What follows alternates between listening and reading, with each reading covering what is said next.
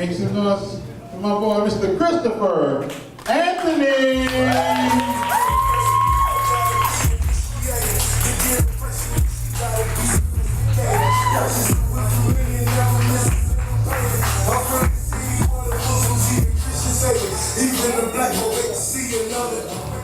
It's always weird being a minority and having bright lights pointed at you late at night. It's a little bit awkward. I feel compelled to like slowly pull out my driver's license for some reason. It's weird, but really slowly. Like cautiously slowly. So I've been doing a personal challenge to myself and making sure all my comedy sets are themed. So tonight's theme is never let me babysit your children. So we're going to go with that. Tonight's show is brought to you by the letter Y and the number 2. So here we go. I remember the last time I saw my dad, we were playing peekaboo.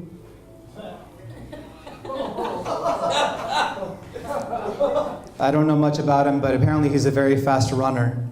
And I'd like to think I, took on his athletic build. I don't know. Apparently he's got mad ninja skills. So naturally, I hate to be the stereotype, but Hispanic boy growing up in a single-parent family, and we lived in the ghetto. And you're probably like, how do you know you lived in the ghetto? Well, the ice cream truck never slowed down, like on my street. So I fantasized what it would be like, first of all, to have $2, and then second, to be able to afford one of those ice cream cones that the eyes are gum that you would never want to chew because you would chip a tooth and you can't really afford to fix it when you live in the ghetto. It wouldn't matter anyway because the ice cream truck had bars on the windows and apparently he was just there to taunt us. So I also knew I lived in the ghetto because I could find my way home. I would follow prostitutes like breadcrumbs. And I could always find my street because there was a helicopter spotlight usually pointed at it or one nearby. But if you ever want to know if you're in the ghetto, just drive around and look for a plaza. And if that plaza has prepaid cellular service, a rent-a-center, a pawn shop, and a check cashing store, welcome to the ghetto.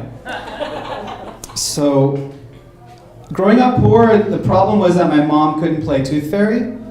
So I was 8 years old trying to answer questions that the teacher was giving while swallowing blood because I didn't know I was supposed to lose my teeth.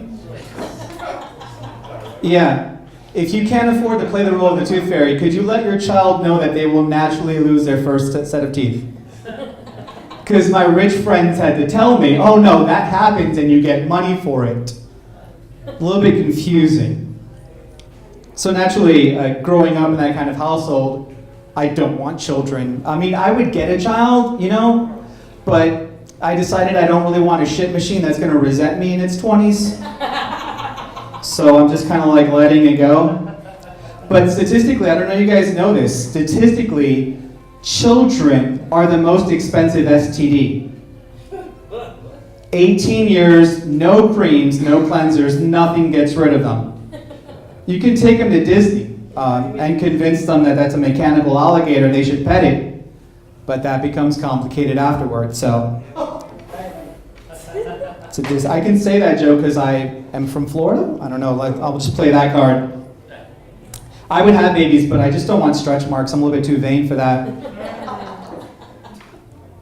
Not only do I not want children, but I'm trying to make sure that none of my friends breed either. Like my lady friend, she was heading out for the night. I'm like, make sure you bring your taser because you could get murdered or worse, pregnant. So seriously, make sure you guys are bringing your tasers with you.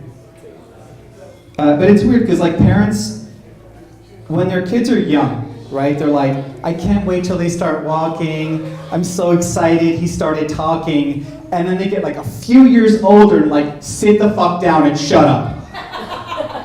What have I told you? Those first 3 years, meaningless. You know full sentences now. You shut up if you know what's good for you. Just the cruel, cruel irony. My coworker Heather, she's a mother of 4, and I read too many newspaper articles. They make that, and it's not just for bird cages anymore.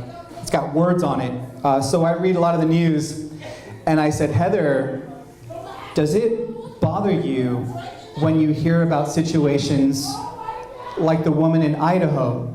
There's a woman in Idaho who drove herself and her 2 children in a Range Rover over a bridge into a lake, killing all of them. And she says, oh my God, what year was the SUV? A Range Rover? She must have hated those children. Because I'm behind in my car note, and I think about it sometimes, not with the kids in it, but just in the lake. And she's a mom, so just take that into consideration. So like I said, you had the kid at Disney, and it's weird that the kid died but the parents lived, because if I've learned anything from watching Disney movies, it's that life doesn't start until both your parents are dead. And then you start the movie. That's just how Disney works. They're like, bring your children to things where we make sure both of you are dead. It's pretty amazing. It's only the past 14 films you've ever seen. Do you guys remember Frozen?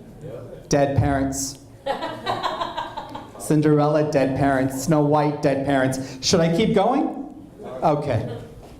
Tarzan, dead parents. Now, I'm not one to tell people how to raise their children, but I was at a Starbucks, and the mom walked in with her child, and she turned to her little kid, and she says, like I said, if you don't calm down, I'm not going to buy you coffee. It's a little bit confusing. And then I'm like, oh my God, we should make sure that abortion stays legal. Yeah, I'm going there. Kids are a lot like pets, except pets don't call the cops on you when you smack them in the face for eating your macaroni and cheese when you went real quick to the fridge to get more ginger ale for yourself, because you earned that dinner. But truthfully, if your child knows how to use the phone, that's your own fucking fault. Why did you teach them how to do that? Why do they even know? Why do they even know that DCF is a thing? That's poor parenting.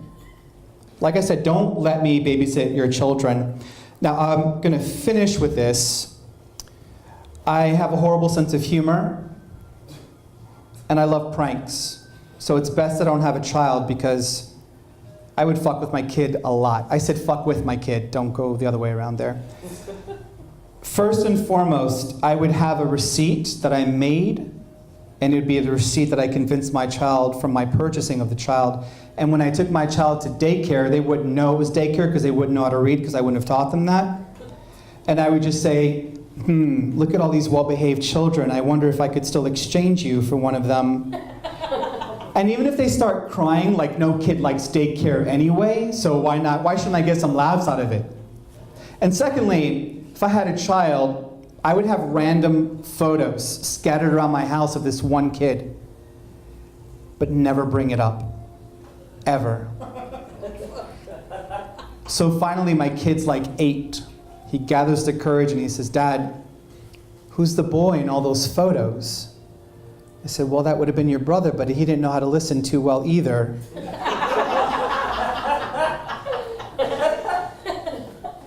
So you want to just finish your dinner? Because I've still got a receipt.